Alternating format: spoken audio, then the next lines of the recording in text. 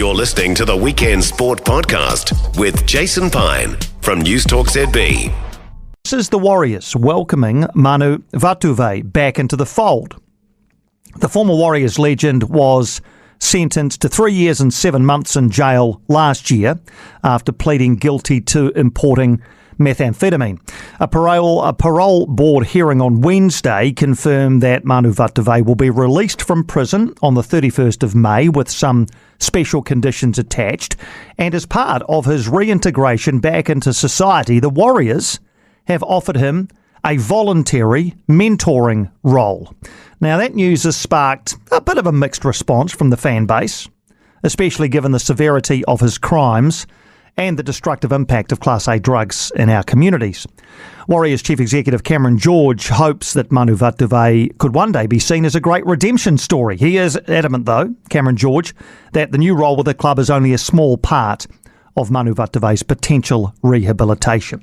I want to bring in Richie Barnett, who, as well as being a former elite player himself at club level, and of course for New Zealand, for who he played 27 test matches, a rugby league commentator and analyst. Richie Barnett is also a life coach and a mentor himself. He joins us now on Weekend Sport.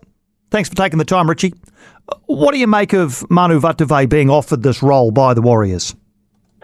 Yeah, I think it's a great opportunity for Manu to step up and use his past experience and his story from the heights to the lows of his life to then message it and be the voice for people who can make some change in our community. But for those kids who are looking at it or have been influenced by gangs or have been around it, not to make that choice. So I think it's a wonderful opportunity for Manu to get back into society and using his brand and his name to get out there and really get out there in front of these kids.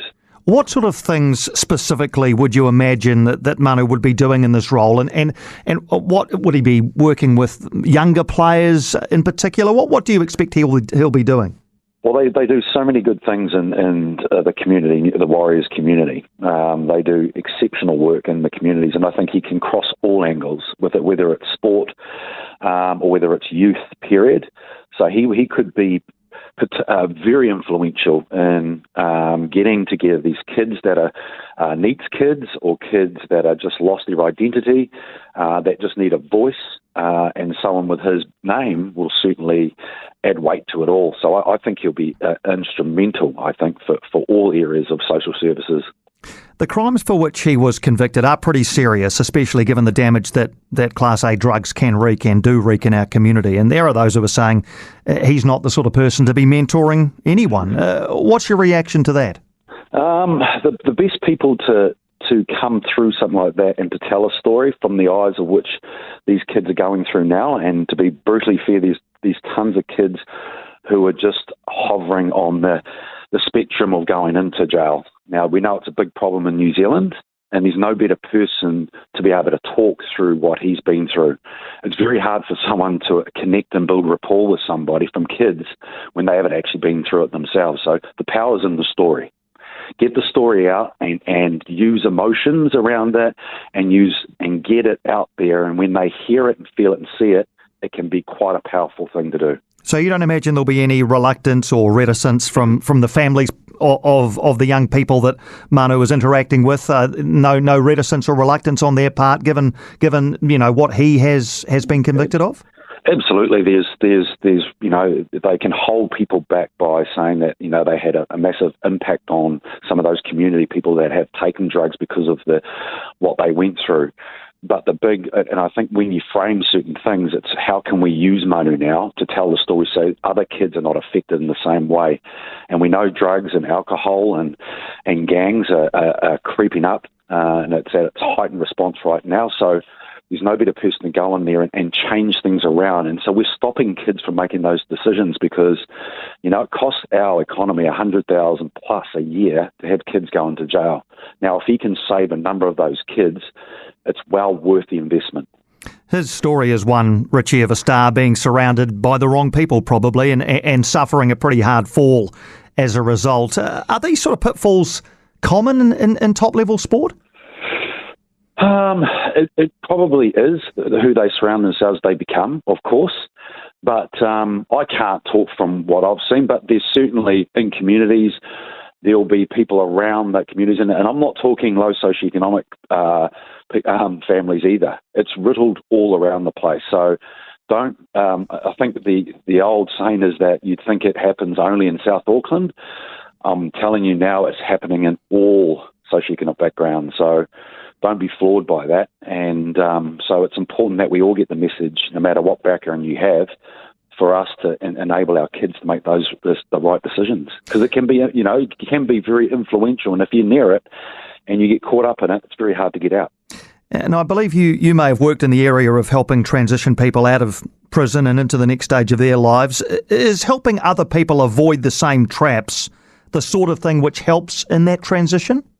Yeah, it's really hard when you're surrounded by people that are influenced, and the hardest part is actually get them away from it all, and that requires a lot of time and effort to get the right people in their families who could be that person who'd be the support person, because not some of the families are not the great family cycle, so you have to get someone in their family that can reconnect, and if you've got a mentor or a life coach or that could support that in some way, just to make some positive decisions for that kid, it goes a long way.